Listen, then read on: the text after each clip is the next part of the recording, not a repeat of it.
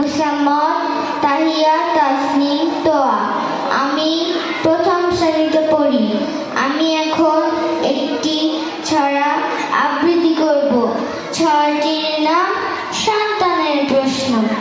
আচ্ছা মাগো বলো দেখি, রাত্রি আসে কেন? চাঁদ সূর্য কোথা থেকে পেল এত আলো? পশু পাখি কয় না কথা, মানুষ কেন কয়? বলো বলো এসব মাগো কেমন করে হয়?